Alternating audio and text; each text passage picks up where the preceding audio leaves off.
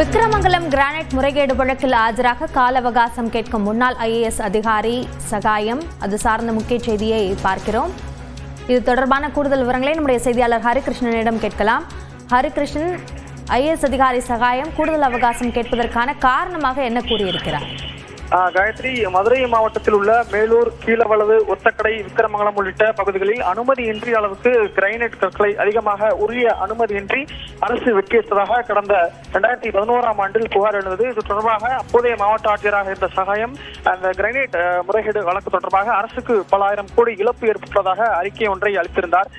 இந்த நிலையில் சென்னை உயர்நீதிமன்ற உத்தரவுப்படி சிறப்பு சட்ட ஆணையரும் IAS அதிகாரியுமான சகாயம் தலைமையிலான குழுவினர் இந்த கிரைனைட் முறைகேடு தொடர்பாக விசாரித்து வந்தார்கள்.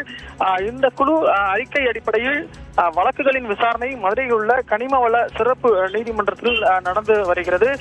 இந்த கிரைனைட் தொடர்பான வழக்கில் விசாரணைக்கு ஆஜராக சாட்சியம் அளிக்குமாறு கனிமவள நீதிமன்றத்தின் சார்பில் சகாயத்திற்கு பலமுறை சம்மன் என்பது அனுப்பப்பட்டிருந்த நிலையில் தமிழ்நாடு அரசு தனக்கு வழங்கியிருந்த பாதுகாப்பை விலக்கிக் கொண்டதால் தன் உயிருக்கு பாதுகாப்பு இல்லை என உயர்நீதிமன்றத்துக்கு கடிதம் ஒன்றை எழுதியிருந்தார்.